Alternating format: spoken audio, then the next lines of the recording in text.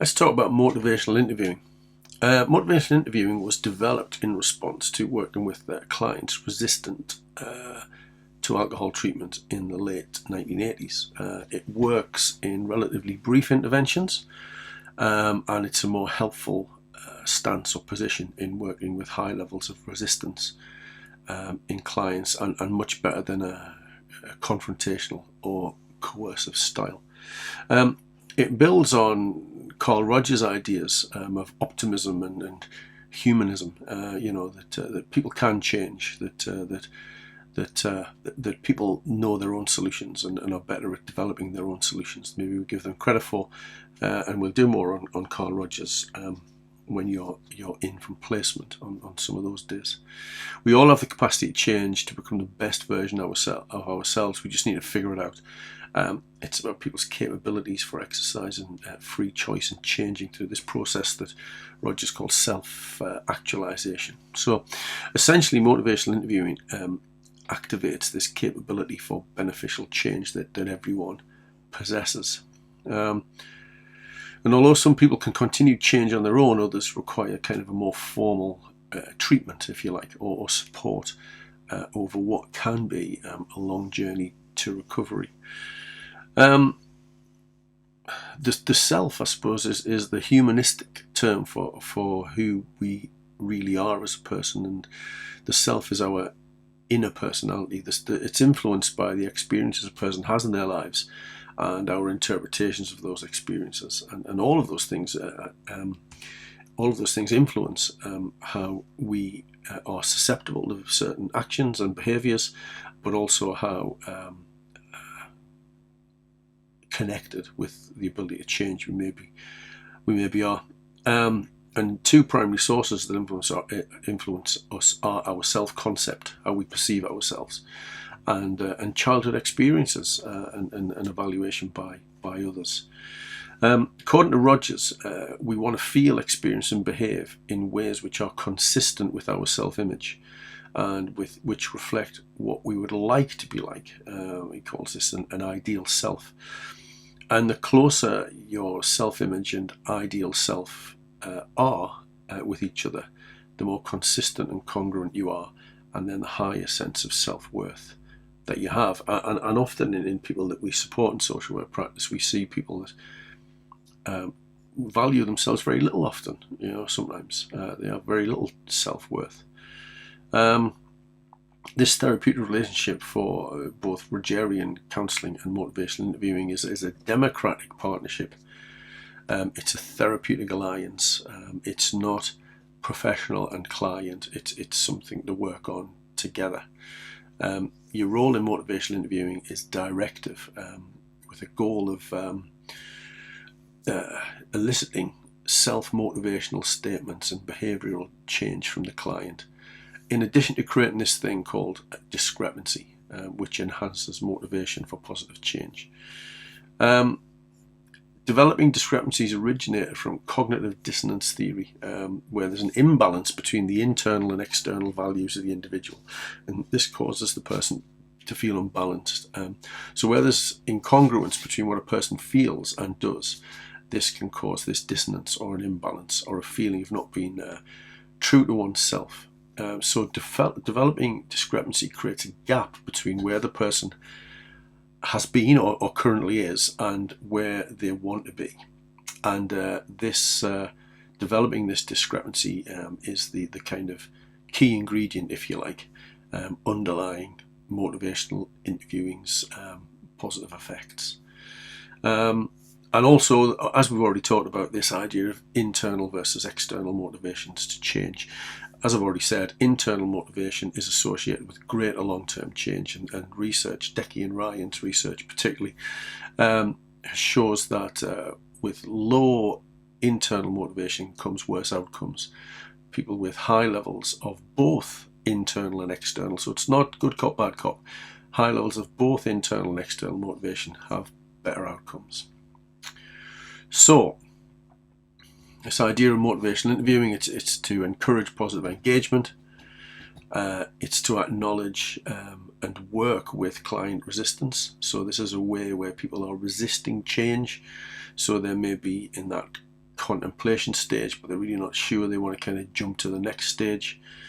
It draws on all sorts of things. I mean, we've already mentioned earlier about keeping the person at the heart of things, this person-centered idea, and works on solution-focused ideas, which you're going to hear more about in another session, and some kind of cognitive behavioural ideas around the process of change. We're trying to foster in the person this belief in the possibility that they can change. It respects the individual for that, and attempts to empower the individual, show them the power that they have for themselves internally.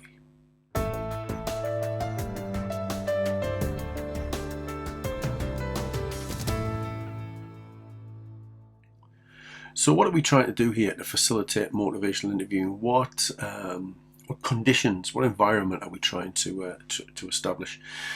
Well, first of all, we're trying to establish empathy. Now, empathy has several definitions, to be honest, but one of them is you're trying to put yourself in the place of the person in order to understand the things that they do or the way that they're feeling. And demonstrating empathy is a core condition of person-centered counselling, the Rogerian way, if you like, and is a way of viewing the world through the other person's eyes, looking at the world from the same perspective as your client, as the service user. It's not an uncontested idea, though. Bloom, in his excellent book Against Empathy, says we have to use the right sort of empathy, as what the client doesn't want is us experiencing emotional empathy, and that's actually experiencing and going through the emotions with them. We don't want to get embroiled in their distress and have it distress us, in a sense. We don't want to be devoid of emotion, but we don't want to be caught up in their emotions with our own emotional selves. But rather, he says, what people want from us is cognitive empathy, the ability to understand cognitively how they are feeling, not to necessarily feel it with them. So we're trying to demonstrate empathy of that type. As we've seen, we're trying to develop these discrepancies, as I've mentioned, pointing out the gap between where the person has been or currently is and where they want to be. We need the individual to come to a realization that their current behavior, their current way of being is not leading them towards a goal, not leading them towards change, not motivating them to be open to change. So the goal is to resolve that discrepancy by changing, moving them from one place to another. And one of the things we need to overturn sometimes when we're trying to develop this is ambivalence. There's ambivalence in the middle, and people can talk about what it will be like if they change, and what they need to do to get there, and how great things would be. But they can also talk about, well, it's all right now. It's fine now, isn't it? I'm doing okay. So they've got an ambivalence towards it, and we need to kind of shift that. And we can use here a thing called the Columbo method. Okay, now it's a simple and cunning way to handle this potential contradiction, and relies on the fictional detective from the hugely popular 1970s series Columbo, starring Peter Falk. Now, I'd imagine most of you are probably too old to remember Columbo. You can look him up online. He's on YouTube and everything. I used to watch it with my grandma on a Saturday evening. So Columbo was probably the most unusual of detective types. He wasn't your typical detective, I suppose, in many ways. He was very humble, very unassuming sort of character. He had a tendency to look pensively and ponder and stuff. But he had an annoying habit, I suppose, for the criminals in this detective show, of being able to get people to tell him anything, despite them being initially resistant. So when somebody said something to Columbo that was conflicting, or it didn't make sense to him, he would rub his head and say, well, I noticed yesterday you said this thing. You said you were here, you said you were there, you said you were doing this, and now you're saying something else, so I'm confused. He would say that I'm confused by what's I need you to help me to understand this because I'm confused. And he would say things like, could you clarify this for me? Could you help me understand this? He didn't accuse the person he was questioning. by taking responsibility for his own confusion in this scenario, it was quite disarming to the person. So then they would start to feel comfortable with him, and they start telling him things that he needed to know, and he would ultimately solve the crime. And it was often the person he was talking to who dropped themselves right in it by him getting them to open up using this Columbo method, which isn't a real method. It's just how we used to do things.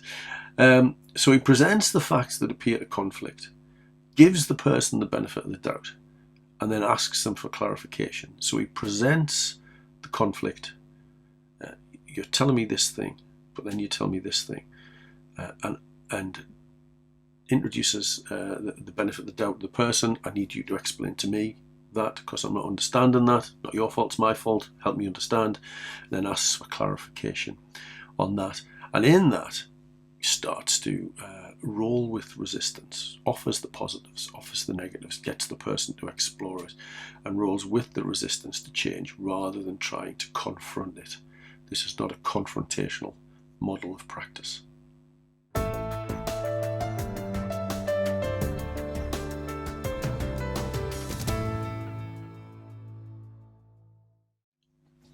So let's think about what works and what doesn't work. So what doesn't work? What are the inappropriate responses you could have? Well, persuasion is not the way to go here. In a sense, it's tempting to try and be helpful by trying to persuade. You might want to draw people's attention to the fact this is urgent. We need to address something here. Or you might want to put the benefits of changing particular behaviour to them. But these approaches often backfire because you are trying to move people to action extrinsically, not intrinsically. You can put strategies and ideas to people till you're blue in the face. They need to own them for themselves intrinsically.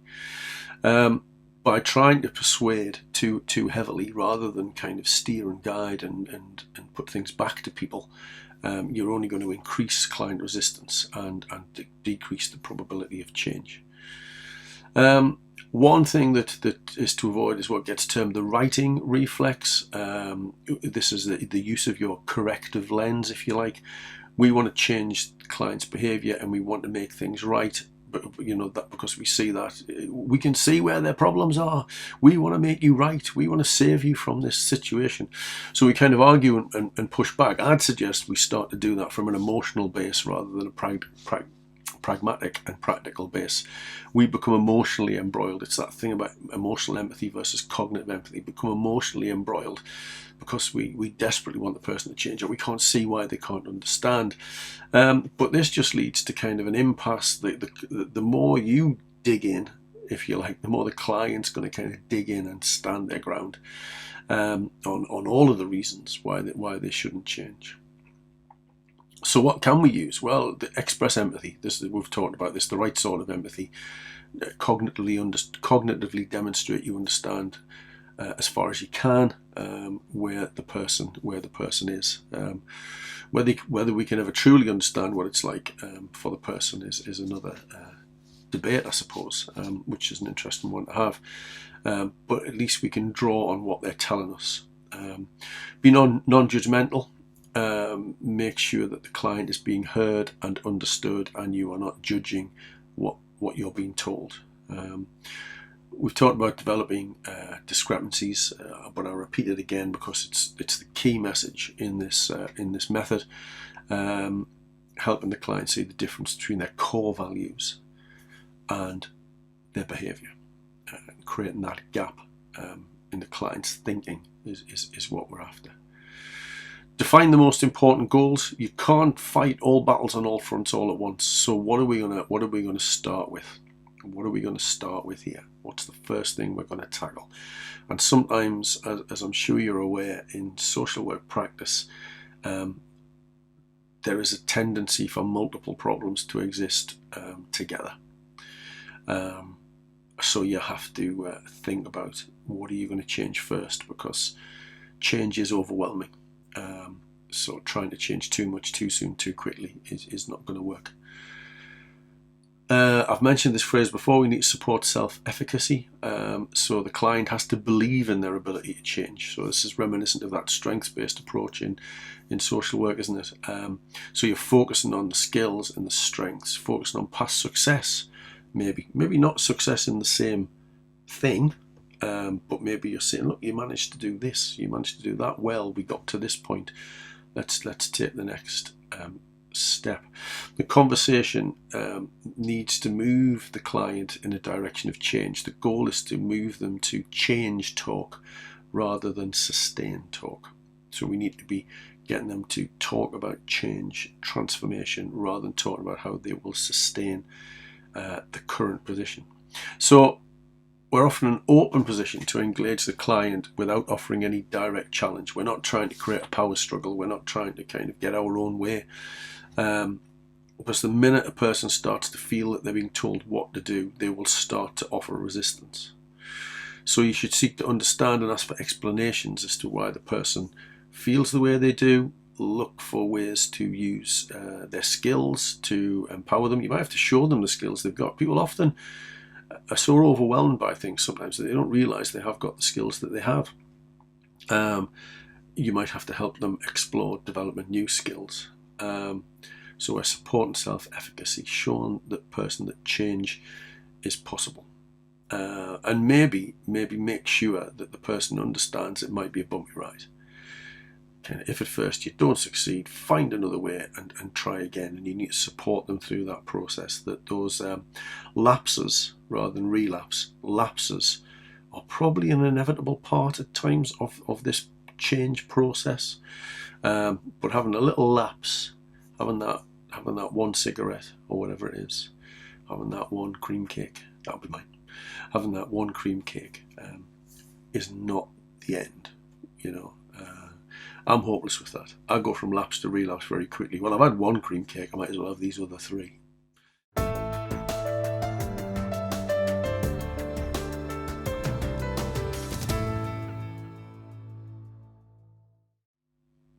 Okay, so we're going to think about some of the skills we could use.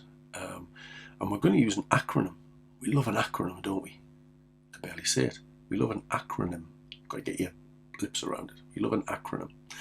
And this is OARS, O-A-R-S. Okay, so we'll start with O. We're going to ask open-ended questions. It's called OARS, by the way, because it's going to keep you rowing in the right direction, like those Olympic rows.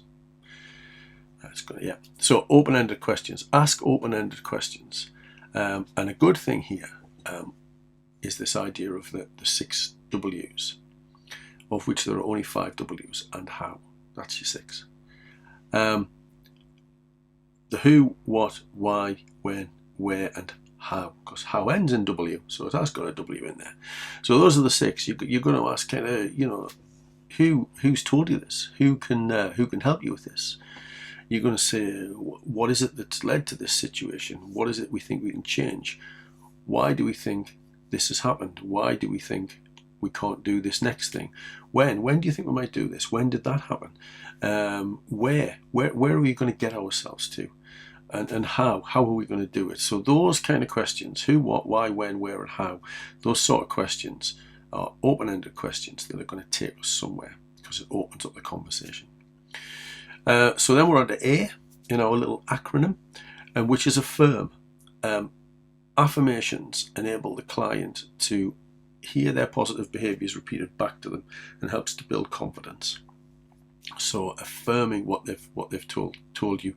You said this. You said you'd try this. That sounds like a really good idea. Affirming. I think you've got a good chance of doing that. I think you really do that. And then the R is listen reflectively.